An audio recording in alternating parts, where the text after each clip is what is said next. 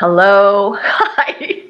Oh, it's a beautiful day here in the Pacific Northwest. It's sunny and bright, and yeah, a lot of the leaves are gone already in this fall. But here's the thing, living here, there's so many kinds of trees that some are just starting to change color. It's amazing, and others have already lost their leaves. So it makes for a beautiful long autumn. I love it. I love the colors. I get excited. You've heard me, I think you've heard me talk about it. Um, so today we're going to finish up our conversation on the 11 laws. And we talked about so far, if you go back to the video right before this, we've talked about the law of thinking, the law of supply, the law of attraction. See, everybody knows that one. Everybody's familiar with that one. They don't realize there's other ones that need to be aligned within us. The law of receiving, which is if we give, it comes back in reciprocity. The law of increase, the law of compensation. So we've talked about those. And now we're going to start with the law of non-resistance, sorry. The law of non-resistance. But before I do that, here's something I want to share with you, because the first law, the law of thinking. And as you found out, many of us have not, many people don't think. They think, but they don't think. Thinking is a process, and it takes time, and it takes understanding previous knowledge. It's putting things together, it's analyzing. So thinking really is a process, and it's a skill that I don't think any kids learn. And that's the sad part. But here's something that, because I have my copy of, I shared with you that Raymond Hollowell, which is Holliwell,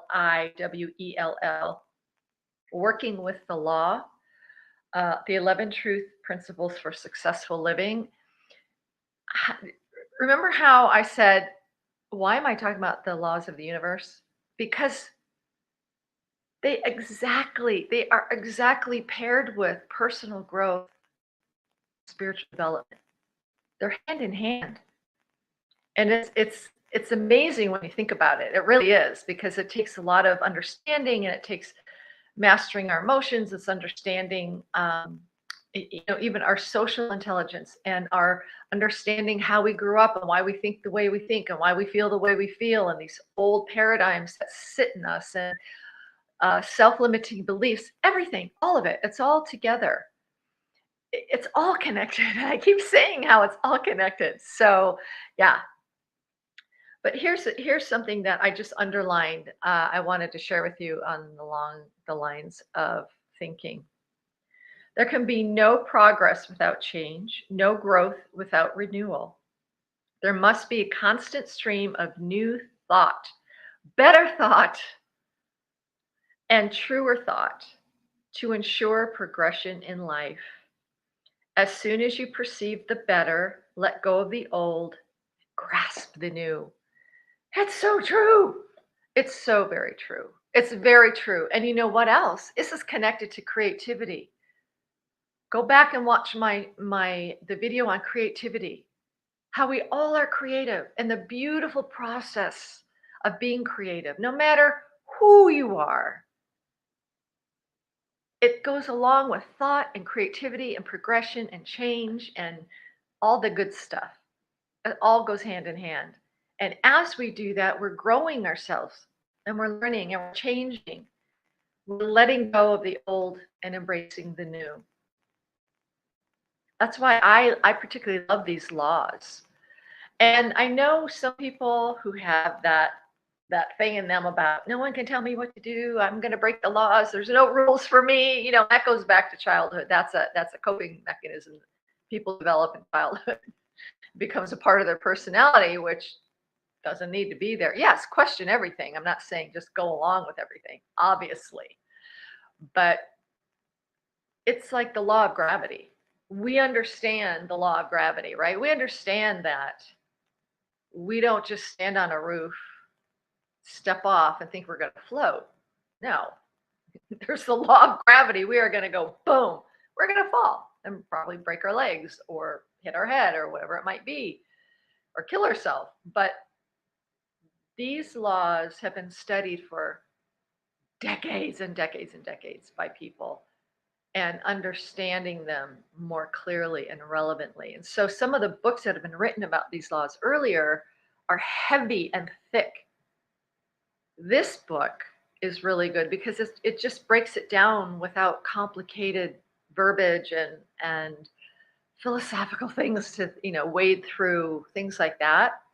So if you it's on Amazon, called Working with the Law by Raymond Hollowell. So yeah. Anyway, so let me continue for today with about the law of. Let me get my notes here, please. Okay, the law of non-resistance. So it's noted that we all have struggles with resistance, don't we? I think it's just human nature. We just struggle. Things will come up. We want to go, no, no, no, that can't be, and we go through these little fits and traumas and dramas and whatnot, which human reaction makes sense at the time, but we've got to let go of it eventually. We've got to just accept what is. If it's something that we cannot change, there's nothing we can do about it. We can't control, especially another person when it involves another person. Maybe they betrayed you in your business together. Maybe it's a spouse wanting a divorce and they really want out and there's nothing you can do to change their mind.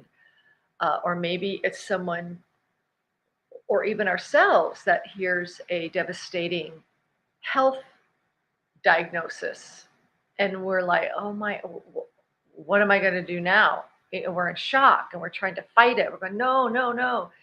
But when the law of non-resistance is just eventually getting to the point of allowing what is and work with that. When we're not resisting, when we're understanding that I always go back to the bigger picture. There is a bigger picture for all of us in life. And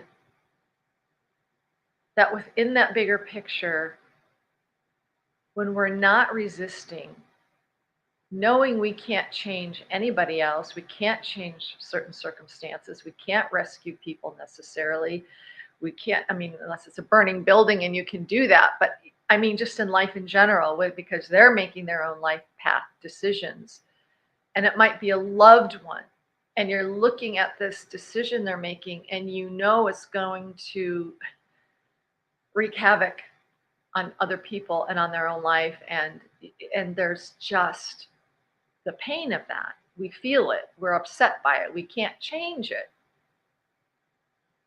We can lead a horse to water, but we can't make them drink, right? We can do our best to share experiences or maybe give advice or whatever. But most people are hell-bent on their own path, even when we see it's a path of pain and destruction. Let's say you have a loved one who's addicted. That's so difficult. I know it's so difficult. And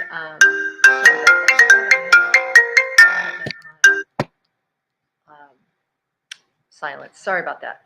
So yeah, when we resist, also when we're on that fight mode and we're resisting and we're just trying to figure out what to do and how to change a situation or how to change a person or whatever it might be, how to get back at someone. Revenge is resistance. It affects the chemistry in our minds too. We can't seem to calm down. It's inflamed with emotion, so to speak, and so we're not thinking clearly. We're not thinking clearly. We're not taking care of ourselves. We're not sleeping well. We may go through emotional eating. We're just upsetting everything, and we're hurting ourselves in the meantime. Getting to non-resistance is the point of which, remember we talked about emotional intelligence and the ways in which we can try and master our emotions. I don't think it'll ever be 100%. I don't know. But, and it doesn't mean you ignore your emotions either. You feel them, you understand them, you know where they're coming from. But at times we just need to rein it in until we can really get to a point where we can deal with it, feel it, write about it, cry with someone, talk to someone, whatever it might be. But we need to stay focused as much as we can on the bigger picture in life. Because when we're in a constant state of resisting what is, and we know there's nothing we can do. Let's say there are a few things we can do on our own. There are a few things we look at a situation and there's maybe some input we could share, an idea, uh, um, you know, maybe helping somebody or someone asks for your advice. Do all that. Do what you can, but the outcome normally isn't something we can fully control. It's not under our control. Another person is not under our control, unless it's a child, obviously, but I'm talking about adults here. So we have to be careful of the drama as well. This is a point in time where we can talk about, I believe it's Cartman's triangle, and people are familiar with it, with the triangle of victim, rescuer, persecutor. And we play the parts of all those, and we can get involved, and it just becomes a drama, and nothing's getting resolved. You can look that up. It's really good material. So yes, we're human. Yes, especially when it involves loved ones, family members, friends, and things are happening and that's out of our control. Just do what you can. Just do what you can, maybe to be of a support system for a friend who maybe had a cancer diagnosis, or but we can't change them, tell them what to do, or take it away. Unfortunately, right? Don't you? How many of us have said, "I wish I had a magic wand"? I've said it dozens of times. I wish I had a magic wand and could change this. I wish I could, but I can't, and I can't make it go away. I can't stop it. I can't rescue necessarily. So it involves responding and not reacting. And if we're in a habit of reacting, again, from old paradigms, from old coping mechanisms, from old things, and we, we get caught up in the drama, we're addicted to other people's drama or our own, or whatever, and we just, it doesn't do anybody any good. So responding is our best option rather than reacting. Now, remember, I know that at times there is reaction. There will be. We're human. There's going to be the surprise or the shock or the what's going on. And, that's normal. But it's when that dissipates, it's getting to a point of seeing a bigger picture, responding. And maybe it's responding with just being a support. Maybe it's responding with helping yourself first, gain your composure. You heard shocking news. When we can respond, the brain functions better, it's calmer. When we're in a state of emotion, everything feels chaotic and it's hard to think clearly. Now, again, that's going to be normal depending on what the news is or depending on what's happening. But when that dissipates, we have to rein it in and then figure out how to respond. So let me look at my notes here, what I wrote down.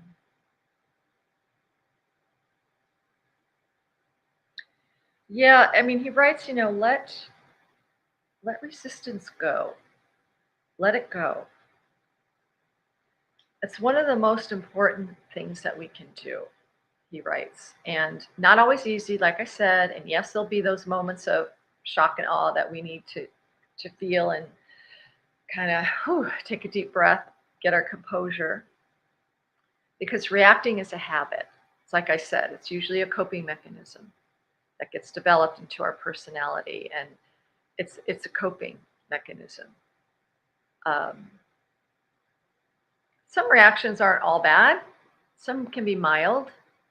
but it's the form of where our brain is taking us, where our thoughts are taking us, because thoughts are so important, especially in times of, you know, like I said, trauma or a diagnosis or even a death of a loved one.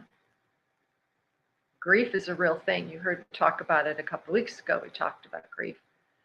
Um, that's not necessarily very easy to get back to the balance of our mind and our thoughts and our processes, but there are ways in which we can get help to do that.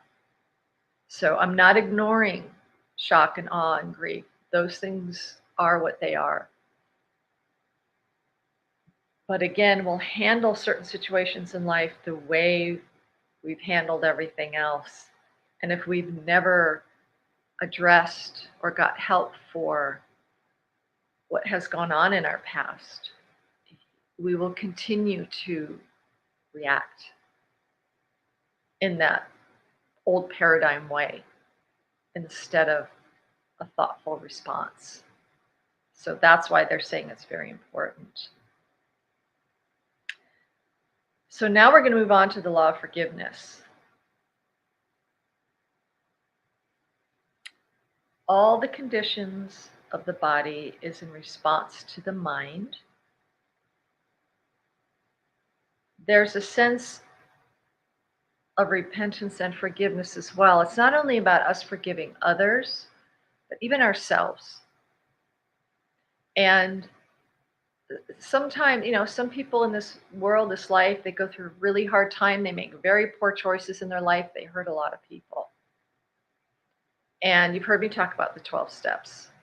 But even just the fact of making amends where you can, growing yourself emotionally, and getting yourself to a sound, balanced mind as best as possible, and forgiving yourself.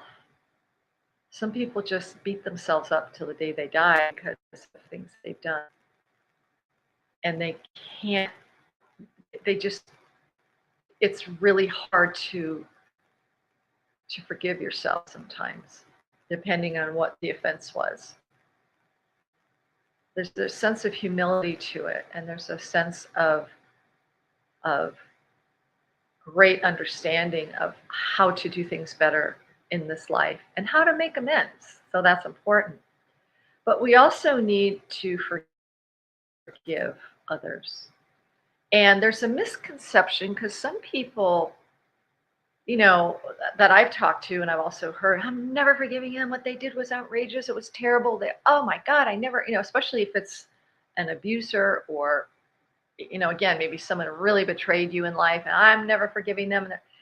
We are, those initial feelings make sense because again, it's that shock, it's that horror, it's what's going on here.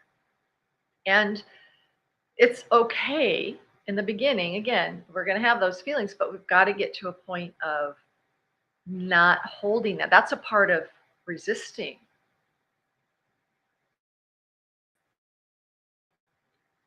It is important to forgive others. And what that means is you are letting go.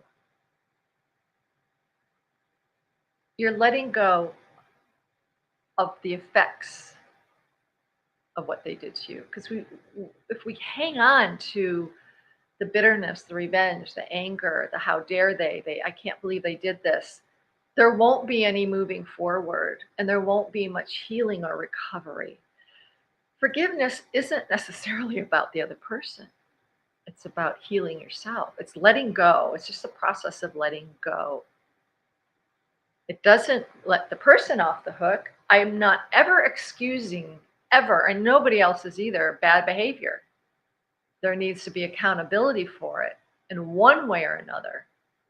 Even in the criminal system, there needs to be accountability for it, period. But if we stay in a state of that vengeance and anger and I'll never forgive, and as if you're never forgiving is punishing them, it's not. It's punishing us when we don't, because we're in that constant state of anger and upset and and vengeance and, wishing them harm. And I want, the world to just come crashing down on them. How dare they? And if our view of the world is so narrow that we can't see beyond, and we don't understand there's a bigger picture, and we refuse to engage in a spiritual growth and understanding that you're also spirit. There is perfection here on this planet within us. Being human, it gets drowned out, but it's there. And we need to understand that, and it takes faith. And it takes allowing, and it takes loving yourself. When you love yourself, again, we're going to go back to that. When you love yourself, you don't want a state of mind, and that constant anger and vengeance. It's not hurting anybody except the person feeling it. Again, it's not punishing the person who hurt you. They don't even know about it. They could care less unless you're writing, letting them know every day. I don't know. But even then, that hook is still in you. Forgiveness is it's not about letting the other person off the hook with their actions. There has to be accountability. But it's letting you off the hook of anger and vengeance and hate and whatever else one might be feeling. It's growing yourself. It's allowing that peace for you so that you can grow and be a better person. Enjoy your life. That's a part of loving yourself. It really is. I forgave my father, and I told him I forgave him. I let that hook go. I let that fish go. And does it mean I might not have a reaction or a memory once in a while? I'm human. It's going to happen, but I can let it go. I don't hang on to it. It doesn't serve me at all to hang on to that whatsoever. I am my own person, and I want to be the best that I can be in my life without hanging on to anger and vengeance and how dare yous and all that. You stay stuck, and it's kind of a representative of perhaps a coping style from childhood, which was necessary back then. I told you, as children, when we're traumatized, and that part of the brain, the primitive part of the brain, is going to help you cope, and we develop these coping mechanisms to survive in our families. That's normal, and it works, and it's genius. But when they get embedded and we carry them into adulthood, they don't work for us anymore as adults. Very rarely, if ever. So we will react to life and situations and other people, places, and things as we did as children, and what we were told to believe, how to believe, what to say, what to think. And as children, we don't know better. We're just trying to figure out life and what's happening to me and why is this happening, and making up stories about ourselves, which usually aren't the best. Not being lovable or worthy, not enough of anything. Those are the stories we tell ourselves, and they get embedded, and we drag them into adulthood. And they pop up. They pop up at the worst times. That's the problem.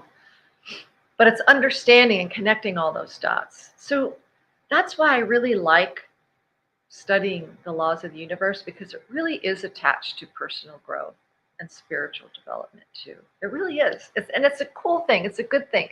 It's not bad. It's not something that is about constraint. So it's about freedom, actually, more freedom in the mind and in the hearts of all of us. And it's about maturity and feeling grounded and knowing yourself really well. And that's a good thing in life.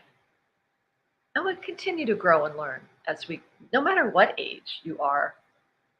I know I'll continue to grow and learn as I get older. I don't like to think how old I am now, but it is what it is. I have to accept it. I can't resist that.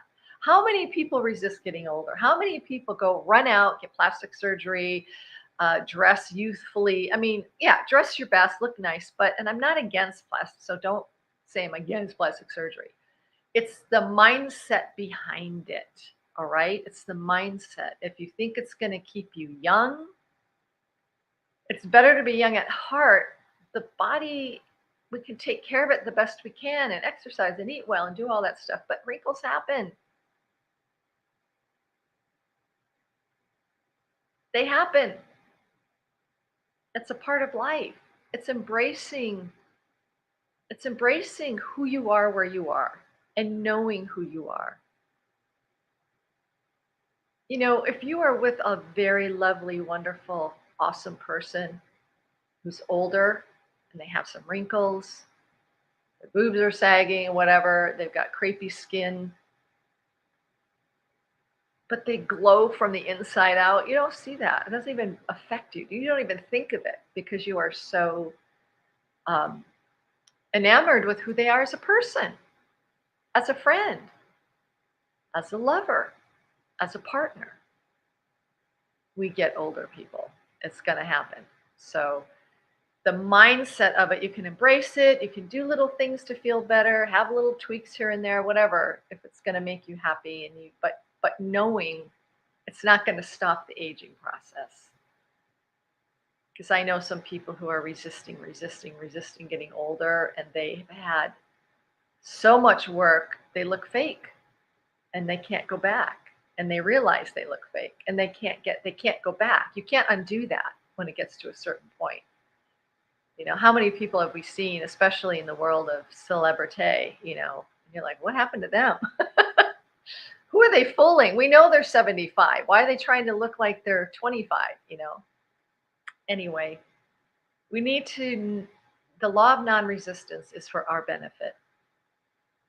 Do what you can for yourself, help others the best you can, when you want to, when you can. But just know there are things in this world that we cannot control. And we can't keep putting our minds and go crazy over it and everything. It doesn't serve anybody well. Especially in the realm of politics or the like, where even if different religions fighting among each other. I'm just going to say this. This is kind of taking a right-hand turn. I'll get back on the main road. But if you think for 1 second that religious organizations, many of them aren't run by narcissists, you have another thought coming. They are, and they want control. And I'm sorry to say it, but it's true. It's true. How do you think they got to be the head of whatever they're doing? And these weird things they want you to do and to control and hang on to and believe. Just think about it. Just think about it. That's all I'm saying. It's fallible. We're fallible human beings, right? We're fallible human beings. And that means also within churches, religious organizations, certain people running them or in charge of them, even pastors. I've known pastors who were not very good people, but they were good at manipulating people into thinking that they can do this. They can be pastor and, lead the sheep and all that. That's all I'm saying. Be careful who you give your mind to. Be careful. It's easy to be manipulated if you don't know yourself. So, okay, I'm getting back on the main road now. Okay, let's get back to forgiveness.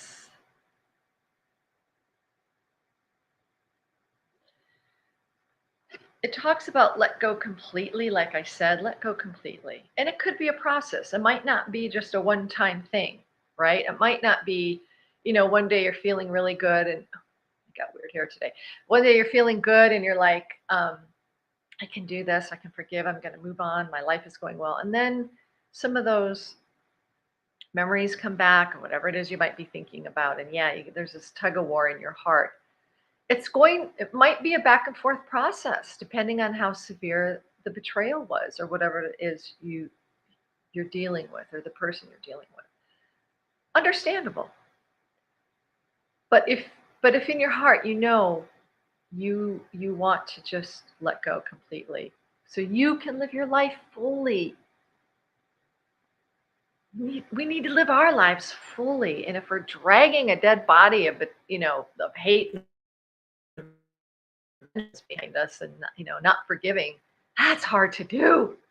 That's really hard to do. Take a big boulder, tie a rope around it, and drag it around for the day and see how that feels. That's what it's like emotionally and mentally within us, and even within our soul. It drags us down.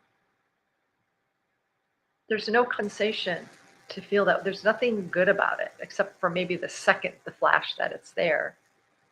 But to hang on to that isn't that good. Um, okay. We know, most of us know who Viktor Frankl is, right? He suffered in the Holocaust. And he said, excuse me, again, my writing, I'm trying to look at my writing. No one could cause him to think anything but what he wanted.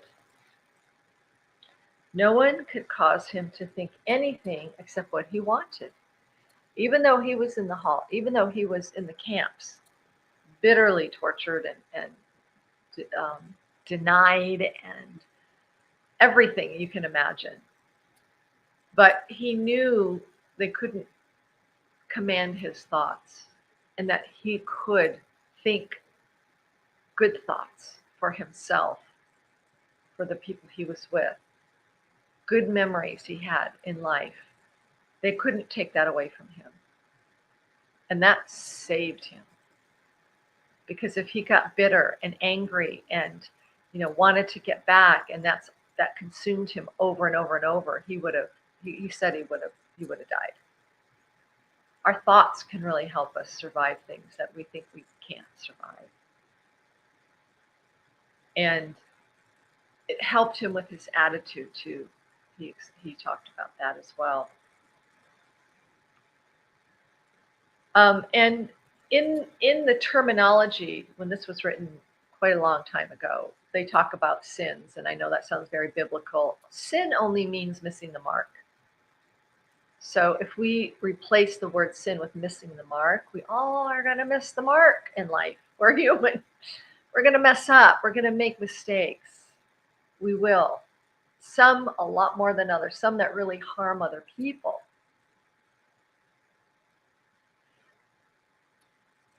But we need to forgive ourselves as well as other people, like I started this with, and make amends where needed.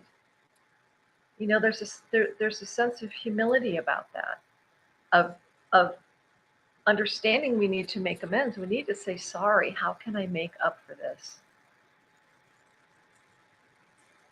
And we also need to be aware too that some people never want to hear from us again if it was that bad. If what we did to them was more than they could handle. We can just make internal amends as best we can. Because that can happen, and I know it does happen. Like I don't want to hear. It's like even in mediumship, some people, maybe their abusive father's coming through to apologize, but they don't want to hear from them. They're not ready yet. And you go, okay, all right, that's okay. We don't have to do this. And then move on. Some people don't want to hear. And I get that. That makes sense. They're not ready to move on. But see, they're holding on. And for them, they're holding on and they have that resistance and they're not forgiving. And it's just a big mess in their life. And it's hard. I'm not saying it's easy. It can be hard to get to that point. But I'm going to move on now to the law of sacrifice. Sacrifice here means giving up something of a lower nature to receive something of a higher nature.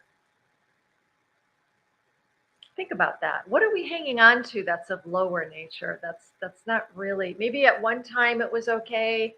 Now we've outgrown it, but we're still hanging on to that teddy bear or the security blanket, and we're 30 years old. That kind of thing. It was great when you're a kid, and it was wonderful, and it's security, and we loved it, all that. But even emotionally, as adults, we're going to hang on to stuff that we don't need to.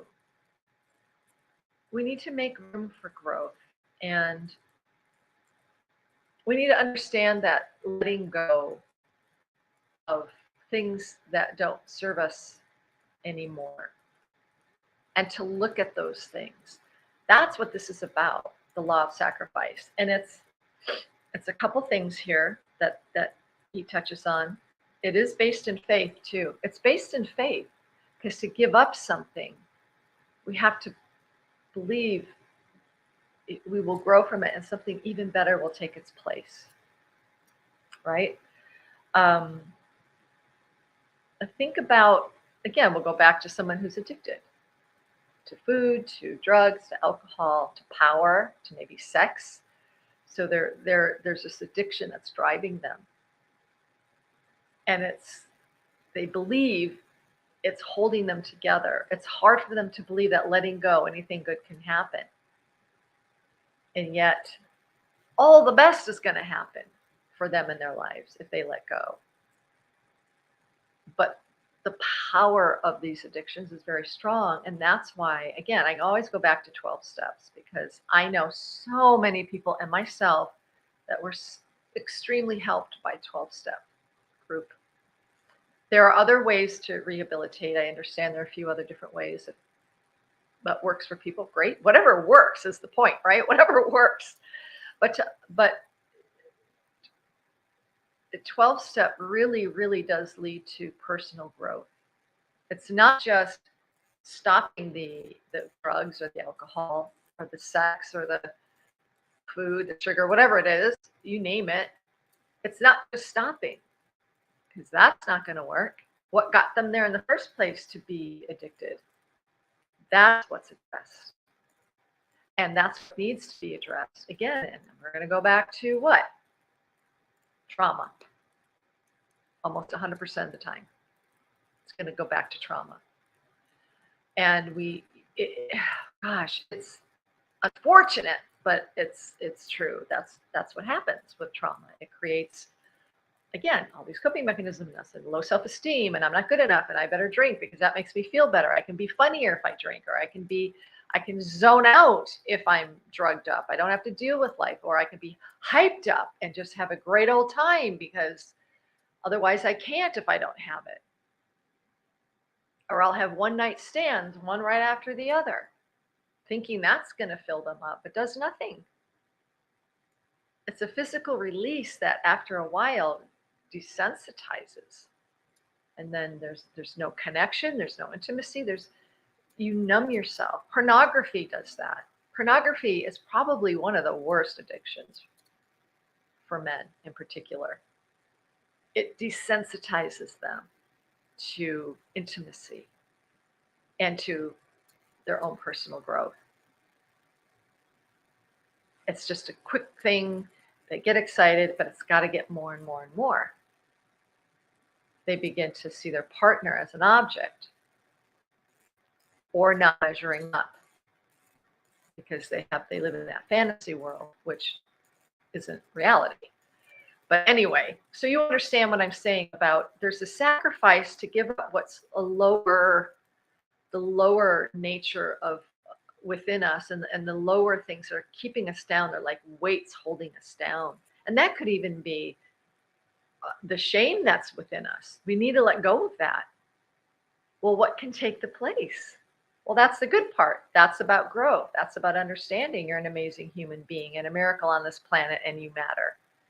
People can't take that in. Oh, no, not me. Maybe you, maybe him, maybe her. No, it's all of us.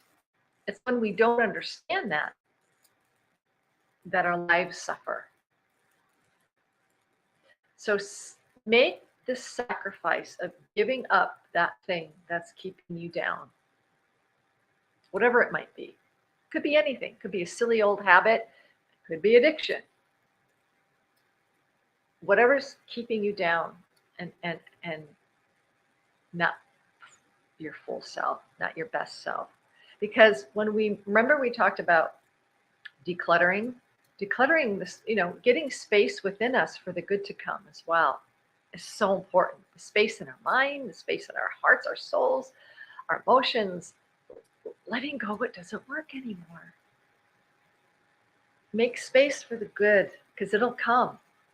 Nature hates a vacuum and it's going to fill it, and you get to choose what you fill it with. That's what's awesome. You choose. You want goodness? Make space for it. And then figure out, okay, now how can I get help? What help do I, is it just reading a book? Is it getting a coach? Is it something you can do by yourself in mind and journaling? Is it you need a therapist? Maybe it's something more serious. Is it a 12-step group? There are ways to get help and to bring the beauty in that space that we're getting rid of the other stuff. And it is a sacrifice. That's what that means. We're giving up. We have to have faith that something better is coming along, but we can choose what's coming along. That's what's good. Now, the other part too is in the sacrifice is, it takes discipline. This is the other word that is like capitalized. It takes discipline. It takes discipline. Nobody likes that word, right? A good parent helps their child develop age appropriately self-discipline, meaning kind of even if you don't feel like it, you got to pick up your toys. It just is a part of life, sweetheart. We're gonna, we're all tired, but let's all do it together. It's going to get done fast. Or homework. It's like I let my children back in the day, man, they had a lot of homework back then. I can't even imagine what they do now. But, have a snack, enjoy themselves for a half hour, an hour, and then get into whatever homework there is. So it's not like a full day of nothing but being pounded, you're supposed to do this, you got to write this, you got to think this, got to do your math, whatever. Just take a break and then enjoy yourself, then get back into it. We need to have the discipline. We have to have discipline, self-discipline. And for some people, never having to regulate themselves, it's going to be harder but take little steps, little by little. Give yourself a command and follow through. That's what discipline is, self-discipline. Give yourself a command and follow through. It's like my friends Phil and Carrie have said, do one hard thing every day. Or maybe two if you're up for it, but at least one. Do one hard thing. What could that be? That's going to be individual for you. That's going to be something that you decide what's hard. For some people, it's getting out, going for a walk, or getting to the gym, or eating right, or doing their taxes, or just do one hard thing every day. Feel successful. Feel confident in that. It does build confidence, by the way. See, it's all connected, people. It's all connected. If we have a hard time self-regulating ourselves, get help doing that, whatever that might be. Again, talking to a friend, talking to maybe, someone you admire, or someone you look up to, or some coaching or counseling. It's important to learn to self-regulate yourself. Otherwise, it's going to be hard to let go. It's going to be hard to let go of that lower vibration, that lower heavy stuff that is impeding on our life. We want the better stuff to come in. And it does take self-discipline and sacrifice. And no one, there's some people, I don't want to hear that. That sounds negative. But no, it's not. It's about freedom. We want to get to a sense of freedom and love and self-love and enjoy life and ourselves and others and people. It's all about building healthy relationships, or healthy boundaries as well, and healthy relationships. It's all connected. Okay, the law of obedience. Oh, who wants to hear this? Obedience. Don't tell me. No one's going to tell me what to do, right? That's that's what's so funny when we get these paradigms within us. Like we want to throw the baby out with the bathwater, like all government sucks and anybody in authority is terrible. We don't understand that there is goodness to some of this in the proper, healthy way. So, the poem of Invictus is what's brought up here. Construct your life of wisdom or ignorance. What tools are you going to use? You're going to construct your life to be wise or to be ignorant? Again, it goes back to the paradigms. It goes back to the old stuff. It goes back to how we think of ourselves. If you're going to have an attitude of no one's going to tell me what to do and that, good luck learning in life. Good luck. Good luck. That's all I can say. There are people above us that know better and do better and are good people and are good examples. Those are the people we want in our lives anyway, right? Those are the people we can read their books or listen to their TED Talks or gain information from. This past week I came across Les Brown was one of my faraway mentors. I really, really appreciate Les Brown so much. In a time of my life, like 12 years ago, he came into my awareness. Oh no, it was longer than that ago, probably 15 years ago or so. I got to meet him and talk to him, and I was crying. I was so excited because I really, really, really admire him and appreciate him, where he came from and where he is now in his life, and all that he shares. And it's been helpful in my life. And he talks about, when you ever hear him, he's a very inspiring and motivational speaker, but with a message, with a really good message. And I know he is of Christian faith, and he tends to use scripture at times, but they're the scriptures that make the most sense and are great for everybody as far as wisdom goes. He doesn't tell anybody what to believe. He pulls out the wisdom, and that's what's awesome. I appreciate him. So we can construct our life to be full of wisdom or ignorance. And what tools do we use? What supplies? They're everywhere. We can choose to pick up the tools for ignorance and naivety, or we can choose to be good listeners and decent followers. And I don't mean follow like the blind leading the blind. Sometimes in our life, I see as a follower as someone who's looking up to someone who has what they want and need as far as wisdom and knowledge, experience. They want to learn from them so they can grow. And sometimes being a follower isn't a bad thing, but you're a follower until you become a leader, right? Then you're the leader.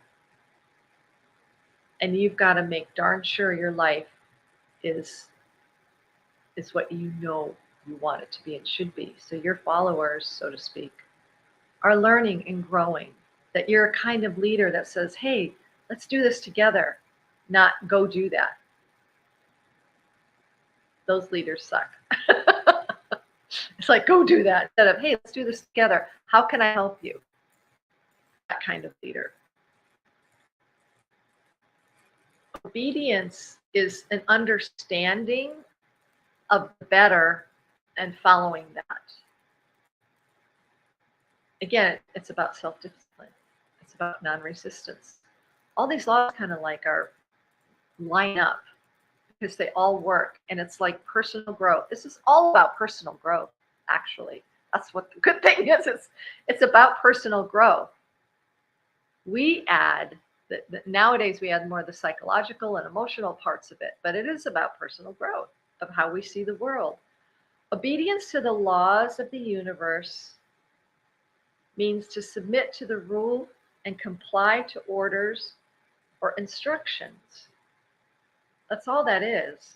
It's not like slavery. It's not like someone's hammering it into you or making you do it. It's a choice. It's a choice to go, wow, it's like you hear so many people say success leaves clues. You go after the people who are successful. What are the clues? What are they doing? You listen and then you follow what they say. That's obedience. That's a type of obedience. It's not a negative connotation. And that's where sometimes the vocabulary of the wording of some of these things, people automatically want to reject it because they hear a word like law or obedience and like, I don't want that. But they don't understand it's to their benefit. And they're doing it anyway, but in a different context. Yeah. Probably for the negative. We are dependent on obedience for success or failure in this life. We are. If we don't obey the law of gravity, what's going to happen? How I started out, right? Boom, we're going to hit the ground hard. We have to obey the law of gravity. And you figure it out, and then you become NASA, and then we can defy it and get to the moon. Awesome. But it's safe. You're not just jumping off a roof hoping to fly to the moon, right? There's thought to that whole process, right? There's thought to building a rocket. A lot of thought and analysis and testing. Thought is the main thing to all of this. So it's important to see how the word obedience is for good. It's not like, being an obedient little puppy. It's following the instructions that is going to make life better for us. We're obeying those instructions. We're obeying the laws. We stop at a stop sign to avoid an accident or a ticket, right? We're avoiding the worst part because we're obeying the best part. There you go, in a nutshell. Last one, I believe, is the law of, let me make sure it's the last one because we're running out of time. What did I do with it? Sorry, people. Sorry, hang on. I don't mean to. Okay, yes, the law of commerce. For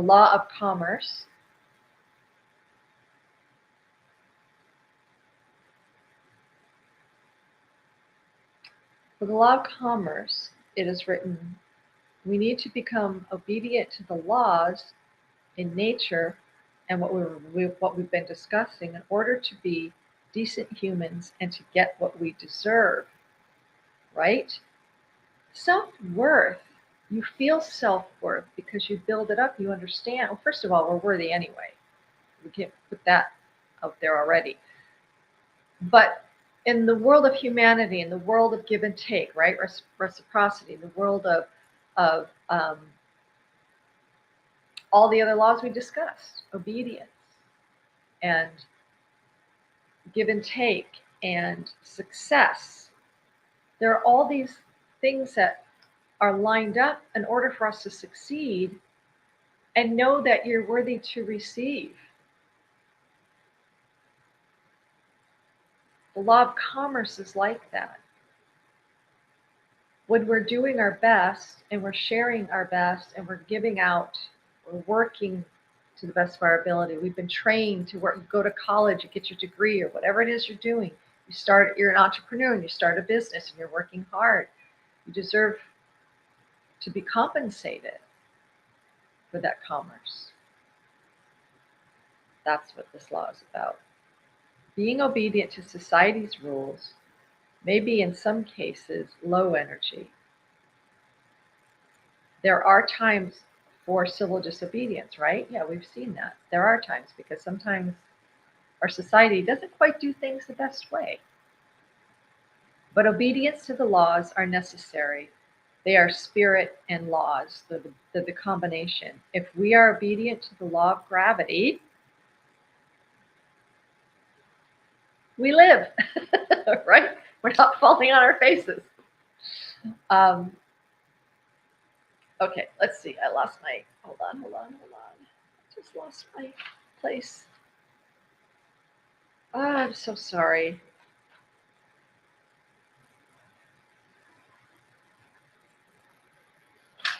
Okay, so basically, I'm going to cut this short here. The law of commerce is about developing your gifts and talents to the best of your ability. And as you share them, as you work, as you give out, you're compensated for it. Develop your creative talents and abilities. Go after what is good for you in your life. Develop a way of which you can be of service and help people. It's all about being of service. It's all about being of service and helping people to the best of our ability in the ways in which we can. And then we are compensated for that.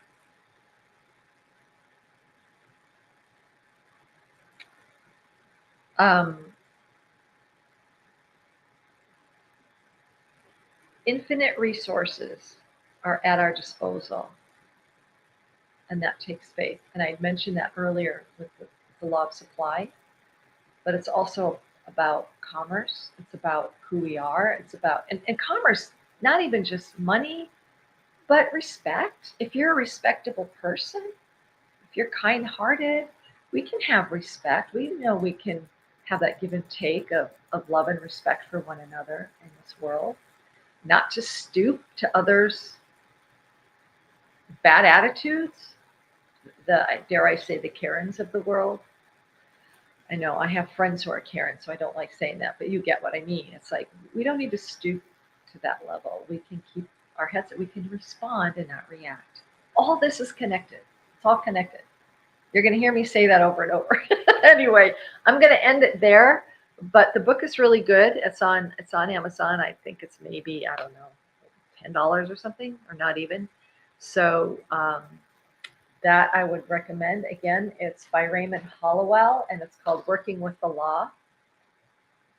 And it's written really well and simple. It helps us understand. And thank you for listening. Friday, I want to talk about the philosophy of life. What is your philosophy of life? And I'm going to share something with you that I find great delight in. And we're going to break it down. But it makes us think, what is my philosophy of life? How do I want to live? How do I want to be in this world? So we're going to do that. Thank you for listening. I know this was longer than normal, but I appreciate it. And now we're through with the laws, the 11 laws. If you have any questions, email me, info.maryalice22@gmail.com. All right. See you then. You are amazing. You're a miracle on this planet, and you matter.